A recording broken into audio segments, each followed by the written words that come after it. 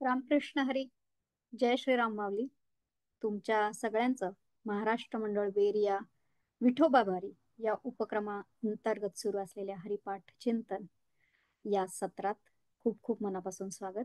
परमपूज्य मंगेश दादांना इथून नमस्कार करते. आणि आपलं जवळपास आपण आता निम्म्या अभंगांचं आपलं चिंतन करून झालेलं आहे. आपण अगदी चिंतन हा शब्द मला मान्य आहे, दादांनी अगदी छान समजावून सांगितला होता, पण आपला धावता आढावा सुरू आहे असं म्हणूया. दादांना वेळेची अतिशय मर्यादा पडते आणि त्यांना खूप सांगायचं असतं प्रत्येक अभंगातल्या प्रत्येक शब्दाबद्दल, त्याच्या भावाबद्दल. पण वेळ आपल्याला बांधून ठेवते आणि आपल्याला ते करता येत नाही. बघूया, आपल्या भाग्याने आपल्याला पुन्हा कुठला उपक्रम हाती घेता आला आणि हे सगळं सविस्तर ऐकता आलं तर. तर आता पुन्हा आपल्या ठरलेल्या टेम्पलेट प्रमाणे परमपूज्य मंगेश दादांचा थोडक्यात परिचय. परमपूज्य मंगेश दादा हे सद्गुरू परमपूज्य श्रीकृष्ण दत्तात्रय देशमुख उपाख्य डॉक्टर काका यांचे कृपांकित शिष्य आहेत. त्यांच्याच कृपेमुळे, आशीर्वादामुळे ते स्वतः सद्गुरू पदावर आरूढ आहेत. आणि आता आपण त्यांच्या उपक्रमांबद्दल जाणून घेत आहोत. आपण अनेक उपक्रमांची ओळख करून घेतली. आता मी आज तुम्हाला दत्त जयंती सप्ताह या उपक्रमाबद्दल सांगणार आहे. साधारण डिसेंबर महिन्यात आपल्याकडल्या दत्त जयंती साजरी केली जाते, मार्गशीर्ष महिन्यात मराठीतल्या. तर त्या दत्त जयंती सप्ताहाचा बेर यात अतिशय मोठा उत्सव आणि सोहळा परमपूज्य मंगेश दादांच्या राहत्या निवासस्थानी हा आपण दरवर्षी करत असतो. आता 14 वर्ष झाली बहुतेक त्या सोहळ्याला. सॉरी, माझं नंबर आकडा चुकत असेल तर. आणि त्या सप्ताहात स्वतः परमपूज्य मंगेश दादा आणि अनेक अजून बरेच साधक मंडळी श्री गुरुचरित्राचं सकाळी पारायण करतात आणि संध्याकाळी परमपूज्य मंगेश दादा आपल्याला त्या गुरुचरित्रातलं कथासार सांगतात. आज ज्या ज्या अध्यायांचं वाचन झालेलं आहे त्यात आलेल्या कथा आणि पुन्हा एकदा त्या कथांमधल्या शब्दांचा नाही तर शब्दातील अर्थ परमपूज्य मंगेश दादा आपल्याला संध्याकाळी अतिशय छान समजावून सांगतात. भारतातून अनेक संत विभूतींचं आपल्याला दूरस्थ पद्धतीने मार्गदर्शनही त्या सोहळ्यात मिळतं. सोहळ्याच्या दत्तजन्माच्या दिवशी आदरणीय सौ सोनालीताई फडके यांचं दत्तजन्माचं कीर्तन होतं आणि मग दुसऱ्या दिवशी पारणं असतं. दत्तजन्माच्या दुसऱ्या दिवशी त्या दिवशी समाराधना पण केली जाते. अतिशय देखणा, अतिशय सुंदर, अतिशय शिस्तीत होणारा हा सोहळा असतो. पुन्हा तुम्हाला जर या सोहळ्यात सहभागी व्हायचं असेल तर तुमचं सगळ्यांचं स्वागत आहे. तुम्हाला कुठलीही माहिती लागली तर तुम्ही माझ्याशी परमपूज्य मंगेश दादांशी संपर्क साधू शकता. एवढ्या पुन्हा अगदी एका उपक्रमाच्या अगदी छोट्याशा प्रस्तावनेनंतर मी परमपूज्य मंगेश दादांना विनंती करते की त्यांनी आजच्या हरिपाठाच्या सत्राला सुरुवात करावी.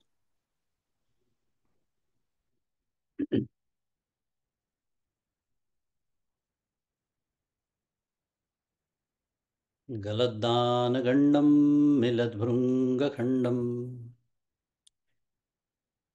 चलच्छारुशुण्डं जगत्राणशौण्डं लसद्दन्तकाण्डं विपद्भङ्गचण्डं शिवप्रेमपिण्डं भजे वक्रतुण्डम्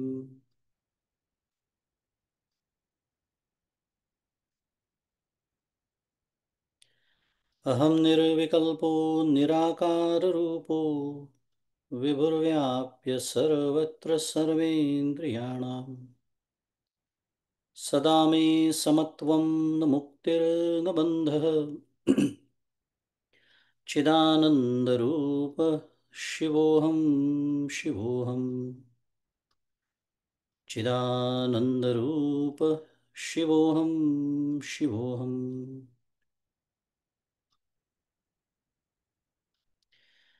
योऽन्तः प्रविश्य मम वाचमिमां प्रसुप्तां सञ्जीवयत्यखिलशक्तिधरस्वधाम्नाम् अन्यांश हस्तचरणश्रवणत्वगादीन् प्राणान्नमो भगवते पुरुषाय तुभ्यम् पाण्डुरङ्ग हरि वासुदेव हरि पाण्डुरङ्ग हरि वासुदेव हरि पाण्डुरङ्ग हरि वासुदेव हरि. गुरुर्ब्रह्मा गुरुर्विष्णुः गुरुर्देवो महेश्वरः गुरुः साक्षात् परं ब्रह्म तस्मै श्रीगुरवे नमः। ब्रह्मानन्दं परमसुखदं केवलं ज्ञानमूर्तिं द्वन्द्वातीतं गगनसदृशं तत्त्वमस्यादिलक्ष्यम् एकं नित्यं विमलमचलं सर्वधी साक्षिभूतं भावातीतं त्रिगुणरहितं सद्गुरुं तन्नमामि। श्री सद्गुरुनाथ महाराज की जय। जय जय रघुवीर समर्थ।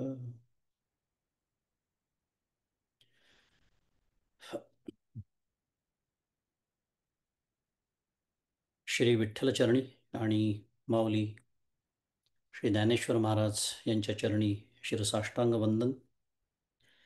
सद्गुरू परमपूज्य डॉक्टर श्रीकृष्ण दत्तात्रय देशमुख उपाख्य डॉक्टर काका आणि परमपूज्य मंदाताई यांच्या चरणी शिरसाष्टांग वंदन। तुम्ही श्रोते जगदीश मूर्ती तेथे माझी व्युत्पत्ती किती, बुद्धिहीन अल्पमती सलगी करीतो श्रीराम। तुम्हा सर्वांना सप्रेम अभिवादन।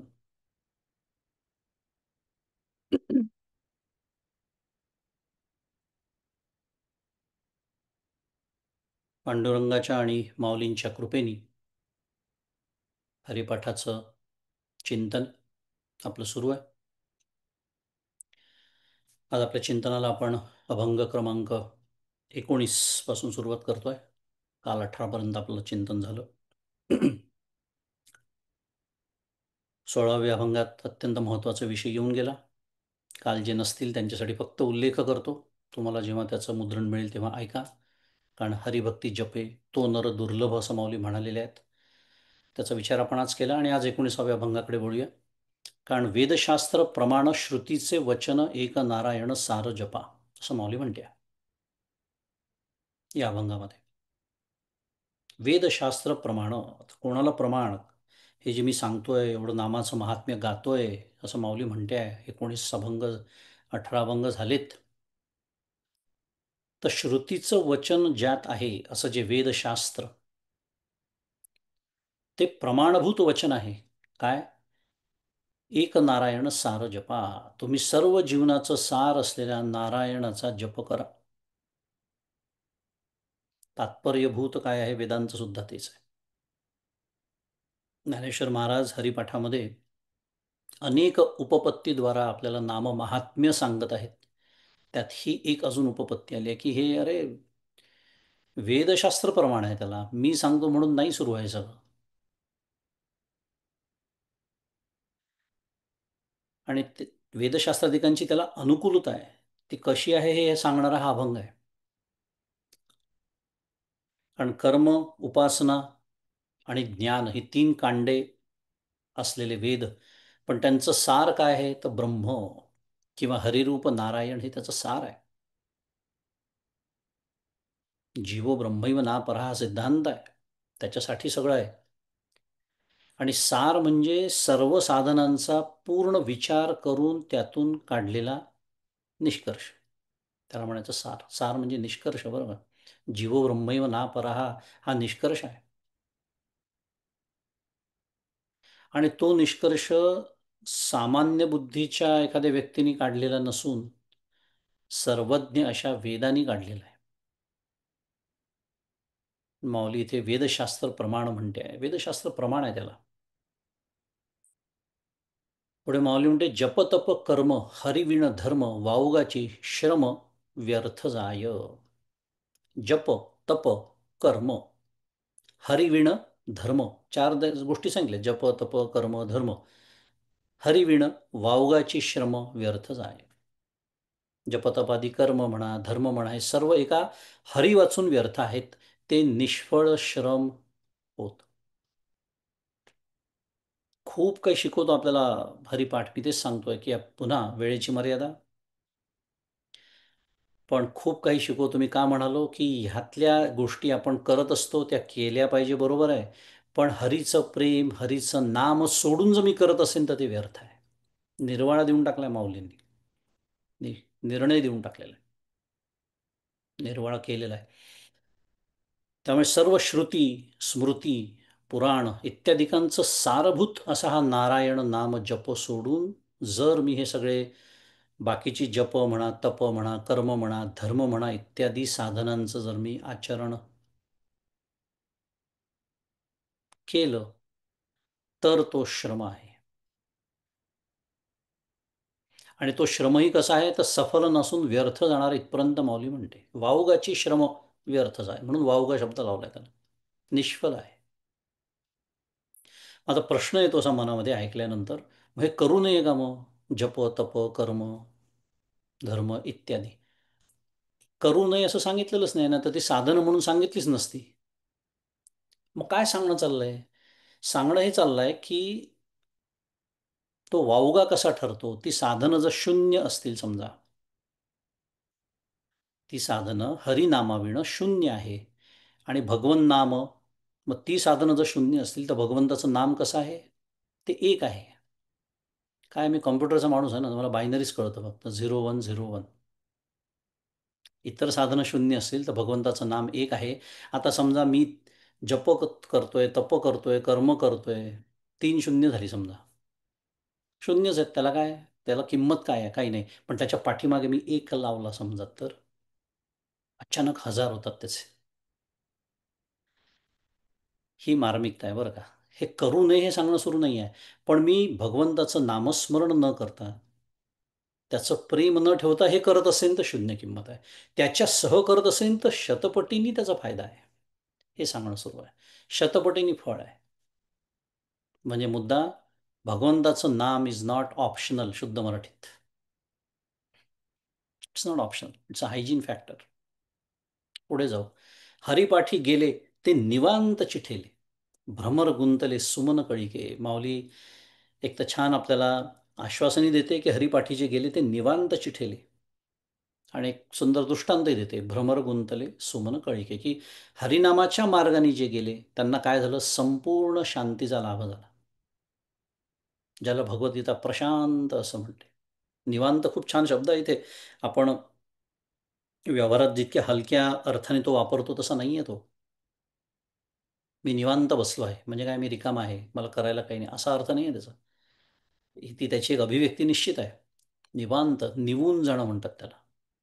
निवून, शांत, प्रशांत. त्याच्या शांतीला पुन्हा धक्काच लागत नाही. मी पण शांत असतो कधी, झोपलं की शांत असतो. कारण त्रास द्यायला माझ्याकडे काही नसतंच, अंतःकरणच लीन पावलं असतं, त्यामुळे मी आपोआप शांत होतो. कदाचित सकाळी उठल्यानंतर पहिले 10 मिनटं, कदाचित, हं, ती खात्री नसतेच. काही महाभाग असतात, उठल्या क्षणापासूनच अवतार धारण करतात. अशा शांतीबद्दल बोलणं सुरू नाही आहे की जी जरतरची शांती आहे, सगळं अनुकूल घडलं तर शांत नाही. हे प्रशांत भगवद्गीतेतला शब्द आहे. आणि ज्याप्रमाणे पुष्पकळीतील मधाचा आस्वाद घेण्यामध्ये भ्रमर रंगून जातात, माऊलीने दृष्टांत दिलाय, त्याप्रमाणे हरिमधूचा, हरिनाममधूचा आस्वाद घेण्यात भक्त रंगून जातात. सुंदर दृष्टांत दिला माऊलीने भ्रमराचा. कारण अशी सुगंधित एखादी सुमनकलिका असते, तिच्यावर मकरंद सेवन करण्यासाठी तो भ्रमर बसतो आणि तो तिथे गुंतून पडतो. म्हणजे काय होतो, तल्लीन होतो. हीच तर समस्या आहे, आम्ही तल्लीन नाही होऊ शकत. करतो आम्ही नामस्मरण, पण आम्ही तल्लीन नाही होत. नाम सोडून सगळीकडे लक्ष असतं माझं. पायाला कळ लागली आहे, हात खाजवतोय, बाहेरनं कोणाचे तरी आवाज आले, फोन वाजला. फोन वाजला तर संपलंच. कोणाचा फोन असेल, मग परवा तिचा येणार होता, तिचा आला असेल का, मग तिच्या चरित्रात 10 मिनटं माझी. नामाचं काय झालं, रामकृष्ण हरी. त्या सर्वांचा आम्हाला विसर पडतो. पण इथे तो भ्रमर जसा तल्लीन होतो, त्याला सर्व गोष्टींचा त्याला विसर पडतो. इतकेच नव्हे तर तो स्वतःसही विसरून जातो, इतका तो तल्लीन. त्यालाच तल्लीन म्हणतात. तल्लीन जाऊ दे, आता आपलं पुन्हा वेळ नाही आहे पदच्छेद वगैरे करायला.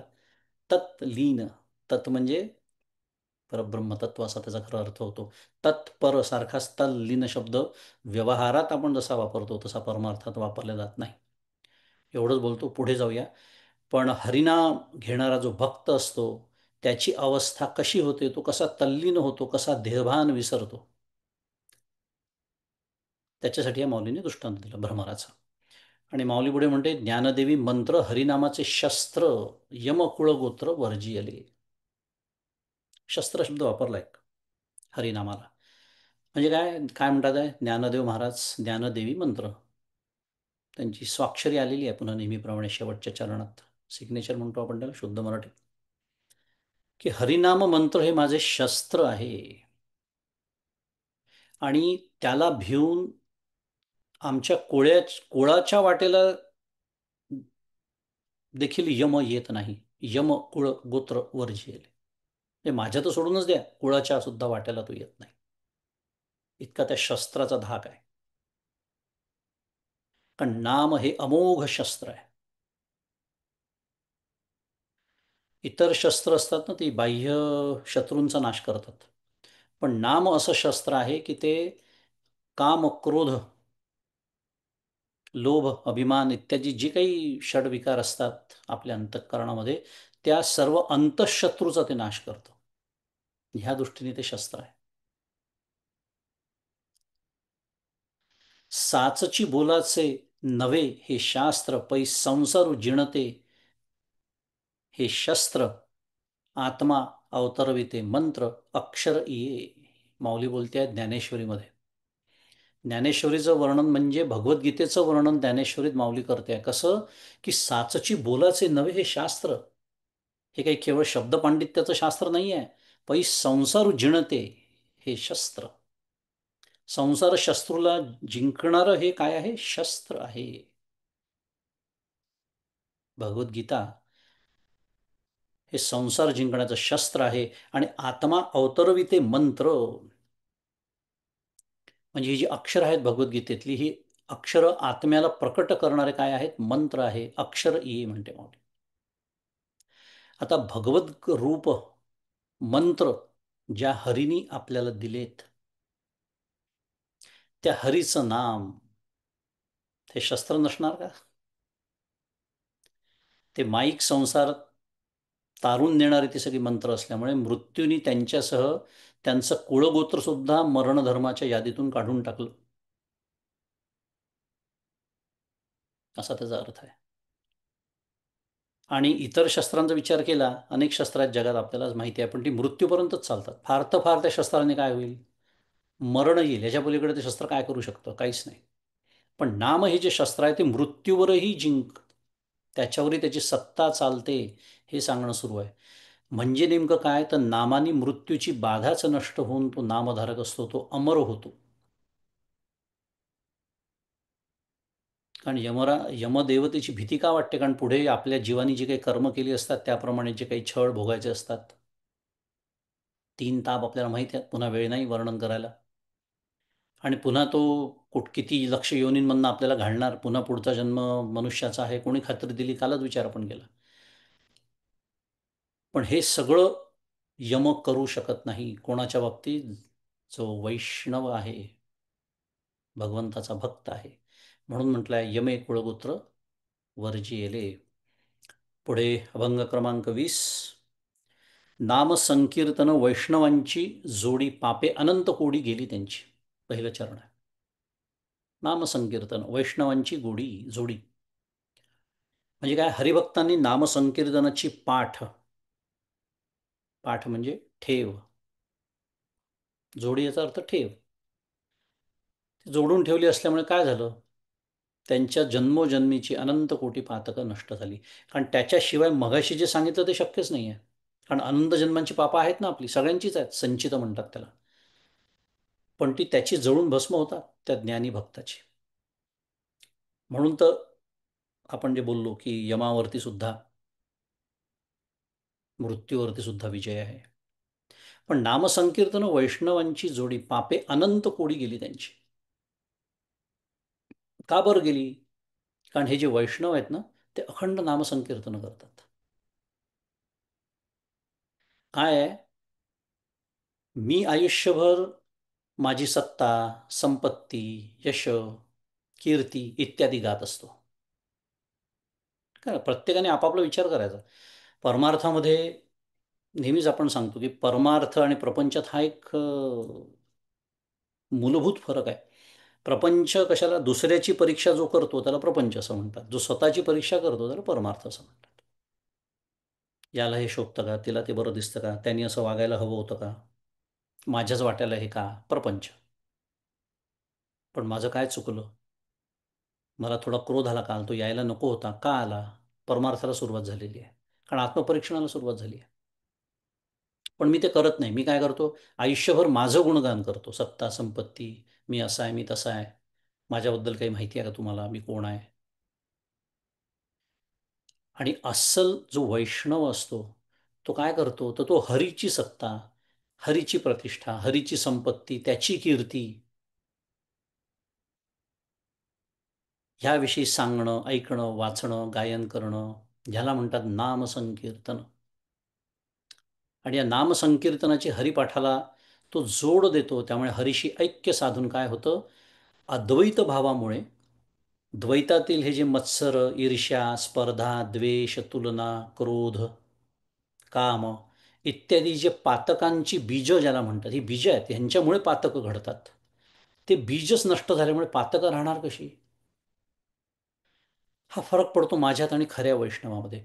तो अखंड भगवंताचं नामसंकीर्तन करतो आणि मी माझं संकीर्तन करत फिरत असतो.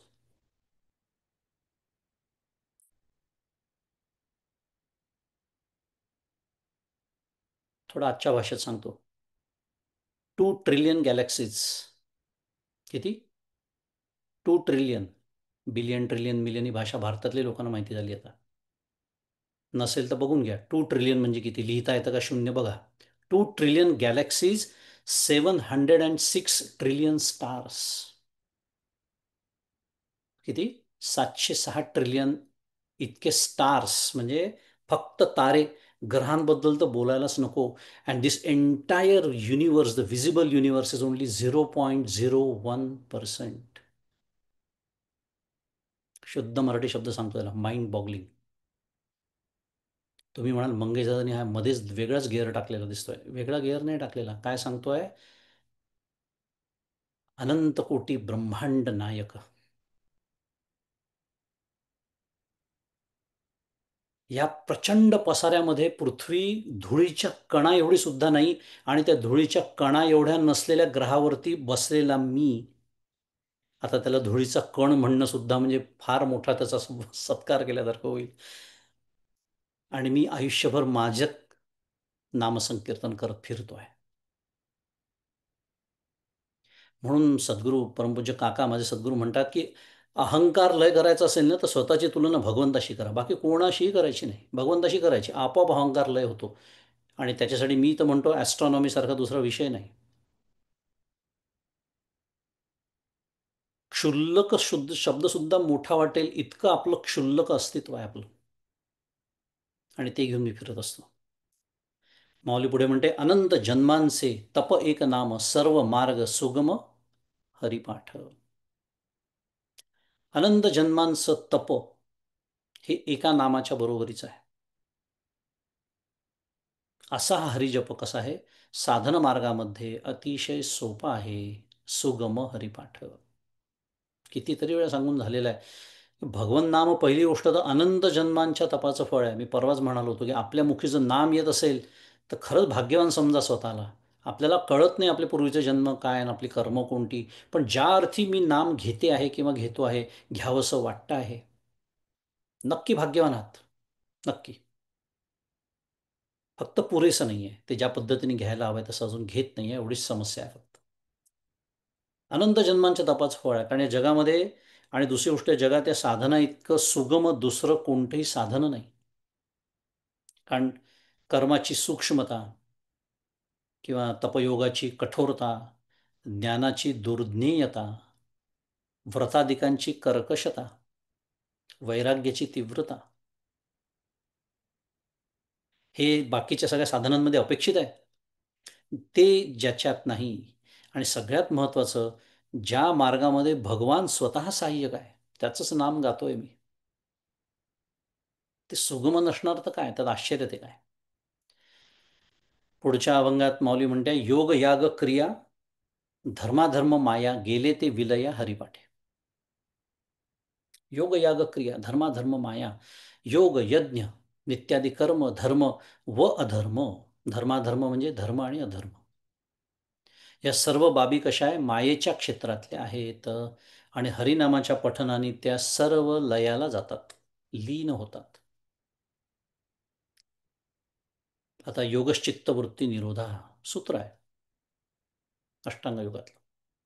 योगांचा चित्तवृत्ती निरोध असेल किंवा यज्ञ करायचा आहे तर यज्ञ याग याच्यासाठी लागणारी सामग्री, प्रचंड सामग्री, त्या क्रियांचं परावलंबित्व त्याच्यामध्ये असतं. ते सगळ्या यज्ञ करण्याच्या सगळ्या प्रक्रिया शास्त्रशुद्ध माहिती असल्या पाहिजे. धर्मातील समजा वर्णाश्रमाचे नियम व ते न पाळला तो होणारा अधर्म, हे सर्व क्लेशकारक मार्ग जे आहेत, जरी ते पाळले तरी ते देऊन देऊन मला काय देणार आहे. कल्पना करा, केलं अगदी शास्त्रशुद्ध यज्ञ केला, ह्या सगळ्या गोष्टी मी ज्या मांडल्या त्या कर्मामध्ये मोडतात. आणि कर्माला जसं मूल्य आहे तशी मर्यादा आहे. कर्म देऊन देऊन मला चित्तशुद्धी एवढंच देऊ शकतं. म्हणून ते मोक्षाला सहाय्यकारी आहे, मोक्षाला कारणीभूत नाही आहे. म्हणून कर्मातून मोक्ष आहे, कर्मानी मोक्ष नाही आहे. पुन्हा मोठा विषय आहे पण सारं रूप बोलतोय की चित्तशुद्धीद्वारा ते मोक्ष मार्गाला आपल्याला नेतं. परंतु या माईक जगतामध्ये ते सर्व समाविष्ट आहे. पण हरिनाम कसं आहे, हे प्रत्यक्ष थेट मोक्षाला कारणीभूत ब्रह्मरूप आहे. कारण हरी म्हणजे ब्रह्म. ज्या क्षणी मी हरी म्हणतो मी ब्रह्मच. साधन साध्यातीत ते आहे. त्यामुळे हरिपाठात इतर सर्व जे मार्ग आहे ते शेवटी तिथेच येऊन विलय पावतात. कारण ते येणार तिथेच आहे. चित्तशुद्धी, उपासनेने चित्तशांती आणि मग असं शुद्ध आणि शांत झालेलं चित्त चैतन्याकार म्हणजे हरिरूप होण्याच्या योग्यतेचं होतं. त्यामुळे आपोआप हे सगळे मार्ग तिथे येऊन विलय पावतात. पुढे माऊली म्हणते ज्ञानदेवी यज्ञ यागक्रिया धर्म हरिविण नेम नाही दुजा. पुन्हा ज्ञानदेव महाराज स्वाक्षरी आली त्यांची आणि ते काय म्हणतात आहे की हरी हाच त्यांचा यज्ञ याग क्रियाधर्म सर्व काही आहे. आणि हरिविण नेम नाही दुजा म्हणजे हरी वाचून दुसरा नेम धर्मच नाही. पुन्हा स्वतःचं उदाहरण देतात आहेत. काय की त्यांनीही यज्ञ याग म्हणा नित्यनैमित्तिकादी क्रिया असतील किंवा तो क्रिया असलेला समावेश असलेला धर्म असेल, या सर्वांना बाजूला सारून एका हरिपाठा वाचून दुसरा नेम केला नाही. हरिभक्तांना फार मोठा आधार आहे. माऊली स्वतःचं उदाहरण देऊन सांगतात आहेत की माझ्यावर विश्वास ठेवा, मी सुद्धा हेच केलं. आणि पुढे 21 क्रमांकाचा अभंग, त्याच्यामध्ये काळ वेळ नाम उच्चारिता नाही दोन्ही पक्ष पाही उद्धरती. म्हणजे काय, हरिनाम पाठासाठी शुभ अशुभ, उचित अनुचित म्हणा इत्यादी वेळेचं बंधन नाही आहे. उलट ही जी सगळी द्वंद्व आहेत इथे जे म्हटलं ना दोन्ही पक्ष पाही उद्धरती, पक्ष याचा अर्थ द्वंद्व. पक्ष म्हणले की दोन बाजू आल्या पक्षाच्या, त्याला द्वंद्व म्हणायचं. हे द्वंद्व उलट नामाने उद्धरून जातं. सकाळी घेऊ का नाम, संध्याकाळी घेऊ का, दुपारी घेऊ का, पहाटे ब्रह्ममुहूर्तावर उठून घेऊ, आदर्श आहे. ते ब्रह्ममुहूर्तावर उठू शकत असाल आदर्श आहे. पण त्याच्यामुळे नामाला बंधन नाही आहे त्याचं. म्हणजे अभंग हा खरं नामधारकाला अत्यंत आश्वस्त करणार आहे की हरिनामासाठी बंधनं नाहीत. ते सर्व तंत्र स्वतंत्र आहे. त्याला देश, काल, अवस्था, अंतःकरणाची शुद्धी इत्यादी कोणत्याही गोष्टीचं बंधन अपेक्षा नाही. शरीर काय करत आहे, जागा कोणती आहे, वेळ कोणती आहे, कशी आहे इत्यादिकांचा विचार न करता श्रीहरी चिंतन नामस्मरण करावं. न लागे पहावी उचिताची वेळ, तुकाराम महाराज म्हणतात. न लागे पहावी उचिताची वेळ, अहो जाता येता उठता बसता कार्य करता. कधी घ्यायचं नाव, जाता येता उठता बसता कार्य करता. कारण आहे अशुभाचे शुभ करिता तुझं काही अवघड नाही पांडुरंगा. जागा अशुभ असेल, वेळ अशुभ असेल, पांडुरंगाला त्याचं तो सगळ्या अशुभाचं शुभ करणारा तोच आहे, तुकाराम महाराज म्हणतात. भगवन नामच घेतोय ना मी, मग काय हरकत आहे? त्यामुळे आपल्या भरकटत जाणाऱ्या मनाला आवर घालण्याबरोबरच प्रत्यक्ष साधन पण होतं. कारण हाच वेळ आपण नाहीतर अत्यंत अनुत्पादक विचार करण्यात घालवतो. मी कालचं उदाहरण दिलंच होतं, पोळ्या लाटतोय समजा, म्हणजे स्त्रियांसाठी विशेषतः पोळ्या लाटताना तुम्ही काय अगदी एकाग्रतेने पोळीवरती लक्ष असतं का तुमचं? नाही. पोळीबद्दल एकही विचार न करता 50-100 पोळ्या लाटून होतात आणि सगळ्या पोळ्या गोलच होतात, एकही चौकोनी होत नाही. मग तेवढ्या वेळ कोणते विचार सुरू होते? म्हणजेच फालतू संसाराचे विचार सुरू होते पुन्हा. नामस्मरण करायला काय हरकत आहे? राम म्हणे वाट चाली यज्ञ पावला पावली. राम म्हणे करिता धंदा सुख समाधी त्या सदा. राम म्हणे ग्रासोग्रासी तोची जेविला उपवासी. राम म्हणे भोगी त्यागी कर्म न लिंपे त्या अंगी. ऐसा राम जपे नित्य तुका म्हणे तो जीवनमुक्त.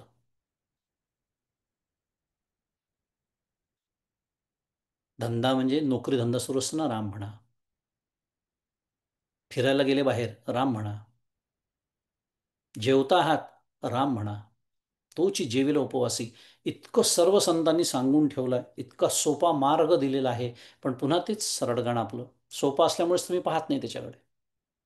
कारण मला काही केल्यासारखंच वाटत नाही, हीच समस्या आहे. जेव्हा मी काहीतरी रिझर्वेशन करतो, खूप कष्ट करतो, कुठेतरी जातो, काहीतरी करतो, खर्च करतो, शरीराला कष्ट होतात, मग काहीतरी काहीतरी केलं परमार्थाच्या नावाने. नामस्मरण माझ्या समस्या. रामकृष्ण नाम सर्व दोषा हरण जडजीवा तारण हरी एक. पुढचं चरण म्हणजे काय? रामकृष्ण नाम हे सर्व दोषांचा निराश करणारा असून जडजीवांना तारणारा कोण आहे? केवळ एक हरीच आहे. आणि हरिनामानी मन जेव्हा व्यापलं जातं तेव्हा मनाचे सर्व दोष गळून पडतात आणि आपलं कर्मही निर्दोष होतं. त्याच्यासाठी तर आपला तुकाराम महाराज म्हणतात आहेत काय? राम म्हणे करिता धंदा, राम म्हणे वाट चाली, राम म्हणे ग्रासोग्रासी. बाहेर जेवणाची वेळ येते, माहीत नसतं त्या अन्नामध्ये कोणते दोष आहेत, कोणी शिजवलं आहे. काही हरकत नाही, पाणी फिरवा, भगवंताचं स्मरण करा, त्याला ते अर्पण करा. तिथल्या तिथे प्रसाद तयार होतो त्याचा, आणि त्याच्या स्मरणात ते ग्रहण करा, दोष लागणार नाहीत. कर्म निर्दोष होतं. कारण काय? कर्म हे मनाच्या अधीन आहे. आणि ज्यांना बुद्धीचं देणं कमी मिळालं आहे त्यांना सुद्धा बुद्धिमंतांप्रमाणेच हे साधन करून तरुण जाता येतं. हरिनाम सर्वांना सारखंच उपयुक्त आहे. त्यात तरतम भाव अधिकार इत्यादींचा विचारच नाही. कारण आपण पहिल्या दिवसापासूनच बघतोय काय अधिकार आहे? असोनी संसारी जिव्हे वेगू करी. म्हणून माऊली पुढच्या चरणात म्हणताय नाम हरिसार जिव्हा या नामाची, उपमा त्या दैवाची कोण वाणी. म्हणजे काय?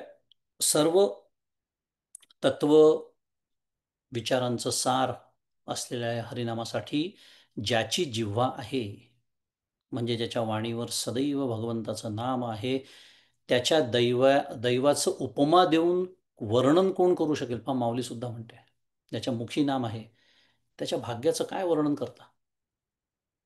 कारण पुन्हा हरिनाम सर्व साधनांचं सार आहे. आणि जी वाणी या नामात सतत बुडून राहते ती फार भाग्यवान असते. कारण मला भगवंतानी मनुष्य देह देऊन हेच सुचवलेलं आहे, दुर्लभम त्रयमे वैतत.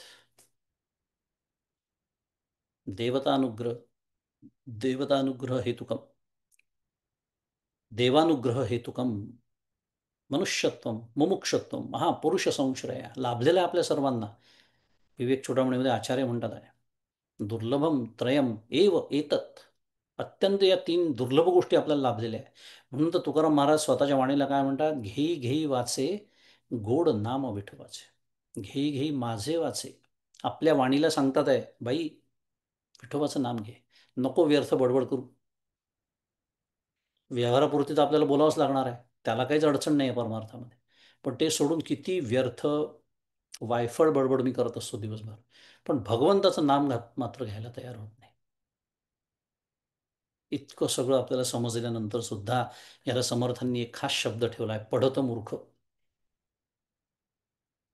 ज्यांना हे समजलंच नाही त्यांना आपण एक वेळ दूषण देऊ शकत नाही, कारण त्यांना त्या अभाग्यांना माहितीच नाही आहे. पण आपल्याला माहीत असून जर मी घेत नसेल तर मी पडत मूर्ख आहे. ज्ञानदेव सांग झाला हरिपाठ, पूर्वजा वैकुंठ मार्ग सोपा. शेवटचं चरण की ज्ञानदेव महाराज म्हणतात आहे की माझं हरिनाम चिंतन हे सर्व दृष्टीने परिपूर्ण झालं. ज्ञानदेवा सांग झाला हरिपाठ. सांग म्हणजे परिपूर्ण. त्यामुळे काय झालं, पूर्वज वैकुंठ मार्ग सोपा. त्यामुळे माझ्या पूर्वजांना देखील वैकुंठाचा मार्ग आता काय झालाय, सोपा झालेला आहे.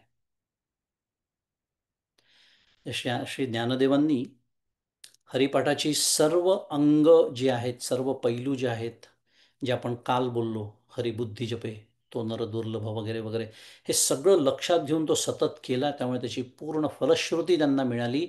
त्यांचे पूर्वज वैकुंठात गेले. या मुद्द्याचा आपण या आधीच्या अभंगात विचार केलेला आहे, त्यामुळे त्याचा जास्त विचार करण्याची आवश्यकता नाही.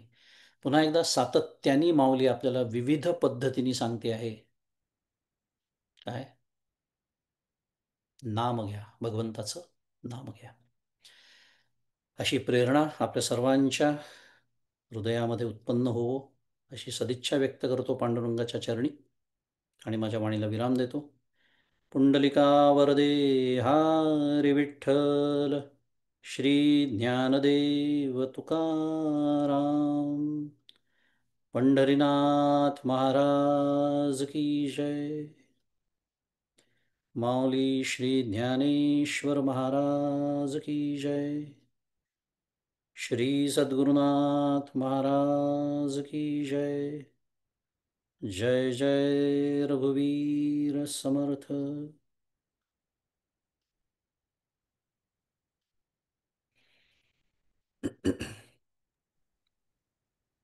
आज चिंतन झालेल्या अभंगांच्या गायनाकडे आपण वळूया. सौ सोनिया जोशी आपल्यात उपस्थित आहेत. सोनिया, अभंग गायन करूया. जय श्रीराम. दादा, तुम्हाला इथनं नमस्कार करते.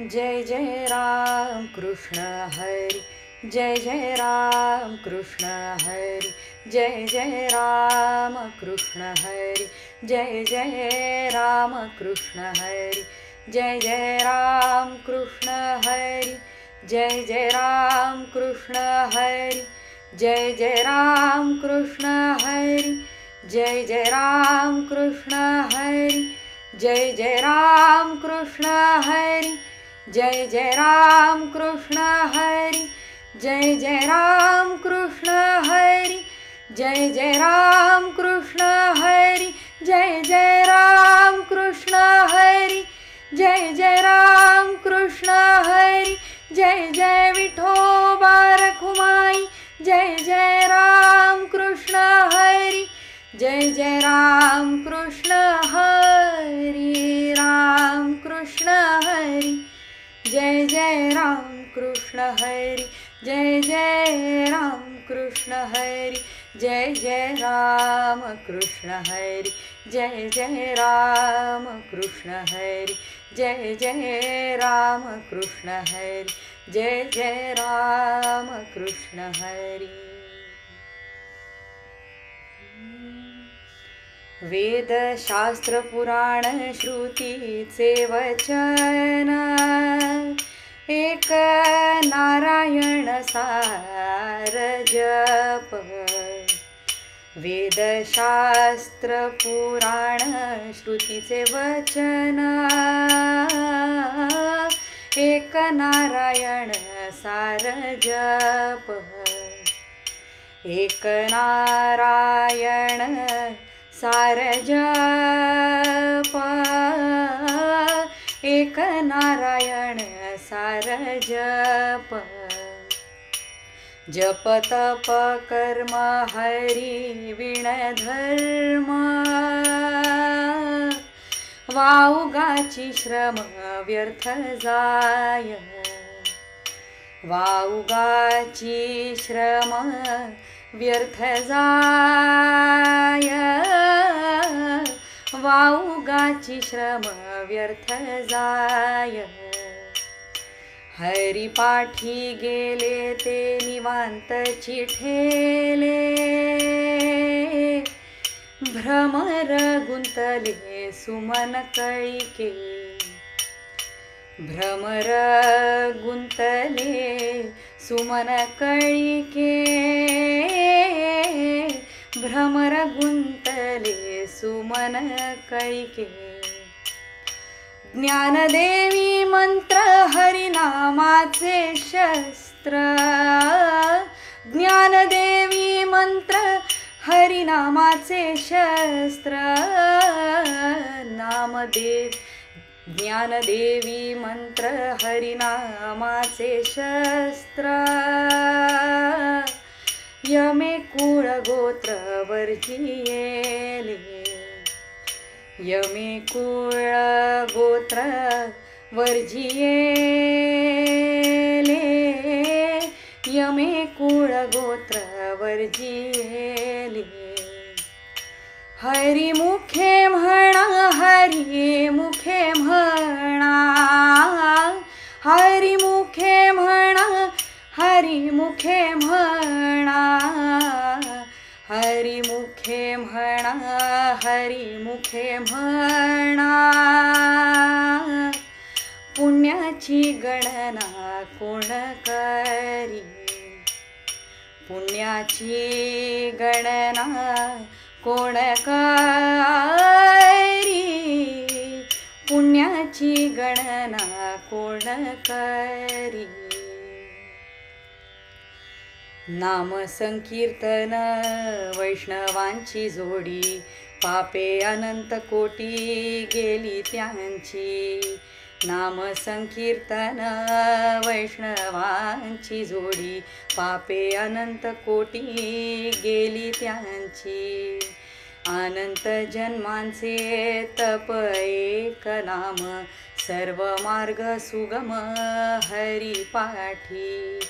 अनंत जन्मांचे तप एक नाम, सर्व मार्ग सुगम हरिपाठी. योग याग क्रिया धर्माधर्म माया, गेले ते विलया हरिपाठी. योग याग क्रिया धर्माधर्म माया, गेले ते विलया हरिपाठी. ज्ञानदेवी यज्ञ याग क्रिया धर्म, हो ज्ञानदेवी यज्ञ याग क्रिया धर्म. हरिविण नेम नाही दूजा, हो हरिविण नेम नाही दूजा. हरिमुखे म्हणा, हरिमुखे म्हणा, हो हरिमुखे म्हणा, हरिमुखे म्हणा. पुण्याची गणना कोण करी, हो पुण्याची गणना कोण करी. काळ वेळ नाम उच्चारिता नाही, दोन्ही पक्ष पाही उद्धरती. दोन्ही पक्ष पाही उद्धरती, दोन्ही पक्ष पाही उद्धरती. रामकृष्ण नाम सर्वा दोषाहरण, जड जीवा तारण हरी एक. जड जीवा तारण हरी एक, जड जीवा तारण हरी एक. हरिनाम सार जिव्हाया नामाची, उपमा त्या देवाची कोण वाणी. उपमा त्या देवाची कोण वाणी, उपमा त्या देवाची कोण वाणी. ज्ञानदेवा सांग झाला हरिपाठ, ज्ञानदेवा सांग झाला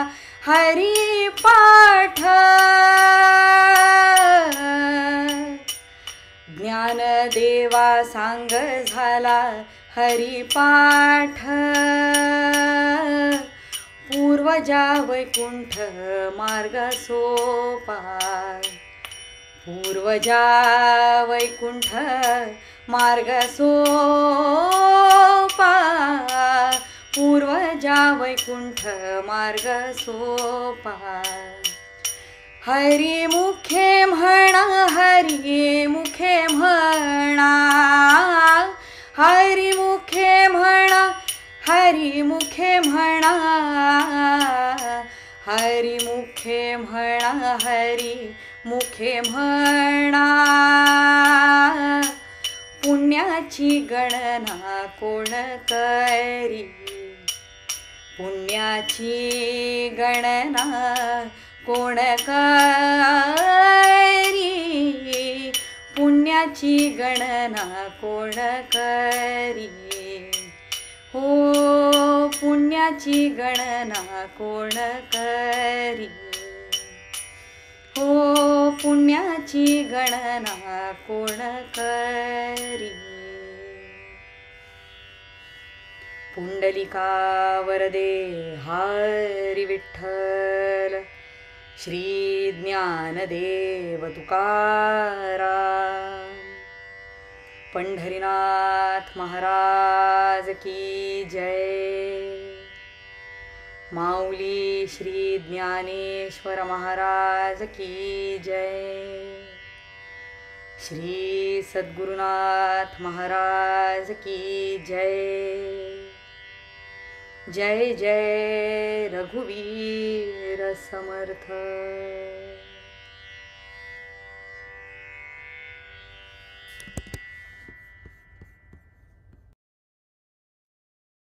वा, अतिशय छान अभंग गायन झालेलं आहे सोनिया. पुन्हा एकदा तुझे खूप खूप धन्यवाद.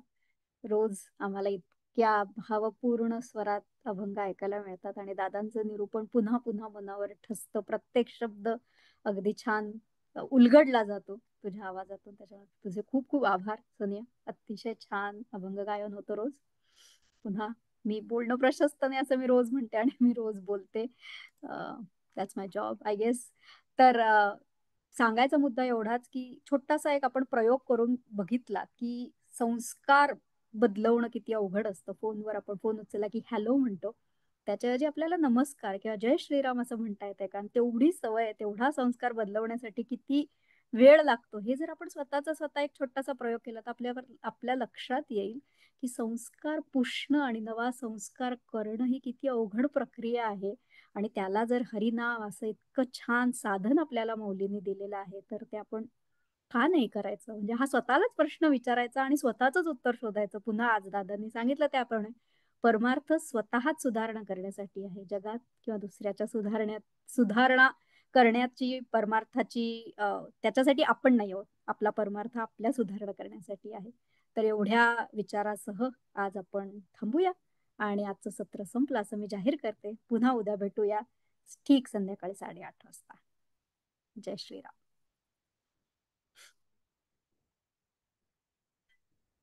जय श्रीराम.